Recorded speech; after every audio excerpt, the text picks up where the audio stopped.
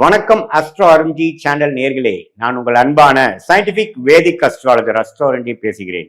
நல்லது நினைப்போம், நல்லதே நடக்கும். இந்த வீடியோவில் நம்ம என்ன பார்க்க போறோம்னா, துலாம் ராசிக்காரர்களுக்கு 2025 நவம்பர் மாதம் எத்தகைய ஒரு மாதமாக இருக்க போகுதுங்கிறது சயின்டிபிக் வேதிக் அஸ்ட்ராலஜி முறையில் அறிவியல் சார்ந்த ஜோதிடத்தை எப்படி இந்த ஒளி தத்துவம் மூலமாக உங்களுடைய கர்மா செயல்படுதுங்கிறது பார்க்க போறோம். பரிகாரங்கள், மூட நம்பிக்கைக்குள்ளே போகாமல் மிகைப்படுத்தாமல் உள்ளது உள்ளவாறு அறிவியல் சார்ந்த முறையில பார்க்க போறோம். இப்ப பாருங்க, துலாம் ராசிக்கு பாருங்க, ஆண்டு கிரகமாகிய குரு 9ஆம் இடத்துல இருந்த குரு 10ஆம் இடத்துக்கு அதிவக்ரமாக கடகத்தில் உச்சம் பெறுகிறார் நவம்பர் முதல் வாரத்திலிருந்தே. அதே சமயத்தில் சனி 6ஆம் இடத்திலே நீடித்திருக்கிறார். 5ஆம் இடத்தில் ராகுவும் 11ஆம் இடத்தில் கேதுவும். குருவின் பார்வை சனிக்கு கிடைக்குது, ராகுலுக்கு விலகிறார்.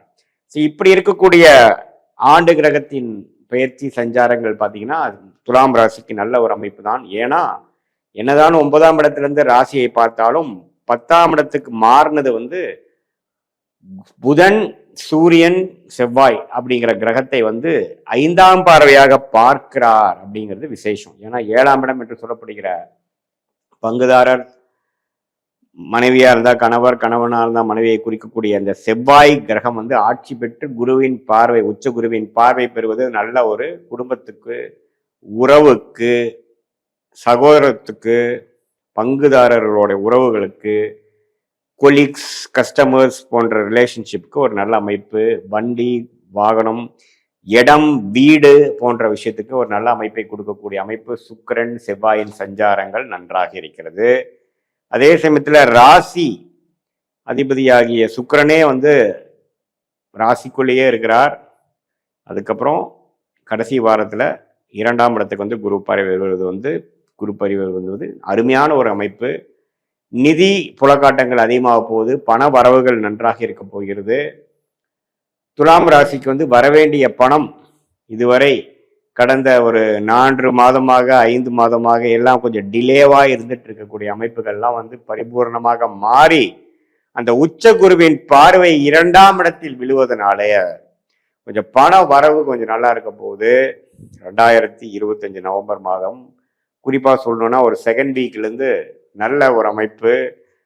இடம் சார்ந்த விஷயங்கள், பூமி சார்ந்த விஷயத்தினால கொஞ்சம் நல்ல பலன் பெறக்கூடிய அமைப்புகள், மனசு கொஞ்சம் சந்தோஷமாகக்கூடிய அமைப்புகள், இதனால சில கடன்கள், பிரச்சனைகள்லேருந்து விடுபட்டு வரக்கூடிய ஒரு அமைப்பு துலாம் ராசிக்காரர்களுக்கு இந்த நவம்பர் செகண்ட் வீக்ல இருந்தே படிப்படியாக வரக்கூடிய அமைப்புகள் கண்டிப்பாக உண்டு. அதே சமயத்துல சுக்கிரன், சூரியன், புதன், செவ்வாய் இந்த 4 கிரகத்தோட பெயர்ச்சியும் சஞ்சாரமும் ஓரளவுக்கு நல்லபடியாக இருப்பதனால இதுவரை விரயங்களும் பிரச்சனைகளும் வட்டி கட்டி கொண்டு இருக்கக்கூடிய வியாபாரிகள், தொழில் முனைவோர்களுக்கெல்லாம் கொஞ்சம் படிப்படியா வரவேண்டிய பணம் பிரச்சனையிலிருந்து மீண்டு வரக்கூடிய அமைப்புகள் உண்டு. வேலையில் இருக்கிறவங்களுக்கு நல்ல வேலை மாற்றம், ஒரு ப்ரொமோஷன் வாங்கி நல்ல ஒரு ஜாபுக்கு மாறக்கூடிய அமைப்பு. அதே சமயத்துல கடனை அடைக்கக்கூடிய அமைப்பு. உடல் உபாதைகள்ல கஷ்டப்பட்டு இருந்த சீனியர் சிட்டிசன்ஸ், வயது முதியோர்களுக்கு ஒரு நல்ல பலனை கொடுக்கக்கூடிய ஒரு அமைப்பு. இது எல்லாமே பரிபூர்ணமான அமைப்பாக நவம்பர் 2025 கொஞ்சம் நல்ல ஒரு அமைப்பு வருது. இதுவரை கடந்த 3 மாதம் 4 மாதமாக சில விஷயங்களை எதிர்பார்த்து கொண்டிருந்த துலாம் ராசிக்காரர்களுக்கு கை மேல பலனை கொடுக்கக்கூடிய அமைப்புகள், லேட்டா வந்தாலும் லேட்டஸ்டா வந்த மாதிரி ஒரு அமைப்பை கொடுக்கக்கூடிய அந்த உச்ச குருவின் பார்வை 3 கிரகத்தின் மேல விழுவதும், கடைசி வாரத்துல பாத்தீங்கன்னா ராசி அதிபதியே 2ஆம் இடத்துக்கு குரு பார்வை பெறுவது அருமை. ஸோ நவம்பர் மாசத்துல சில விஷயங்கள் பாசிட்டிவா முடிஞ்சதுரப்பா அப்படிங்கிற ஒரு அமைப்பை, மிகவும் தேவையான ஒரு அமைப்பை, ஏன்னா பல மாதமாக காத்து கொண்டு மிகவும் மன உளைச்சலை கொடுக்கக்கூடிய அமைப்பை கொடுத்த இந்த கிரக அமைப்பு துலாம் ராசிகளுக்கு நல்ல ஒரு அமைப்பை, ஒரு விடுவு காலத்தை கொடுக்கக்கூடிய அமைப்பு நவம்பர் மாதம் வருவதுங்கிறது ஒரு அருமையான விஷயம். அதனால கொஞ்சம் இந்த மாதத்தை யூஸ் பண்ணி என்னென்ன பிரச்சனைகள் நமக்கு இருக்கோ அதிலிருந்து விடுபட்டு வரக்கூடிய அமைப்புகளாக நீங்க யூஸ் பண்ணிக்கணும். இது ஒரு பொதுவான பலனை தவிர உங்களுடைய ஜென்ம ஜாதகத்துல நீங்க என்ன தசாபுக்திகள் போய்கொண்டிருக்கிறது, என்ன அந்தரம், என்ன சூக்ஷம் போயிட்டு இருக்கிறது, நீங்க எந்த லக்னத்துல பிறந்தீங்க, உங்க பிறந்த தேதி, பிறந்த நேரம் கொடுத்து பிறந்த உரை கொடுத்து உங்க ஜாதகத்தை போட்டு என்ன விஷயங்கள் நடந்து கொண்டு இருக்கிறத பார்த்து அந்த தசநாதனும் புக்திநாதனும் இப்ப கோச்சாரத்துல எதுமாற அமைப்புகளாக போய் கொண்டிருக்கிறார் அப்படிங்கிறதையும் ஒருங்கிணைத்து பார்க்கும் பொழுது உங்களுக்கு ஒரு அருமையான ராஜயோக திசை நடக்கும் பொழுது நான் சொன்ன பலாபலன்கள் ஒன்றும் கொஞ்சம் தூக்கலாகவும் இன்னும் கொஞ்சம் அருமையாகவும் நடக்கிற மாதிரியும் சில பலாபலன்கள் குறைவாக, அதாவது ஒரு சுமாரான தசைகள் வரக்கூடாத தசை நடந்து போடும் பொழுது நான் சொன்ன அந்த பொது பலன் வந்து சற்று குறைவாகவும் வரக்கூடிய அமைப்புகள் இருக்குதே ஒழிய, பட் இருந்தாலும் நவம்பர் மாதம் சில விஷயம் பாசிட்டிவ், குறிப்பா பண விஷயம், குடுக்கல் வாங்கல்ல இதுவரை இருந்த தொய்வு கொஞ்சம் நீங்கி நமக்கு பாசிட்டிவா வர்றது, கடன் அடைதல், பிரச்சனையிலிருந்து மீண்டு வர்றதல், உடல் உபாதையிலிருந்து வெளியில வர்றதுங்கிற மாதிரி ஒரு சில பாசிட்டிவான விஷயங்கள் நடக்கக்கூடிய அமைப்புகள் கண்டிப்பாக உண்டு. குறிப்பா சொல்ல போனா செகண்ட் அண்ட் தேர்ட் வீக்ல இருந்து கண்டிப்பாக உங்களுக்கு நவம்பர் மாதம் உண்டு.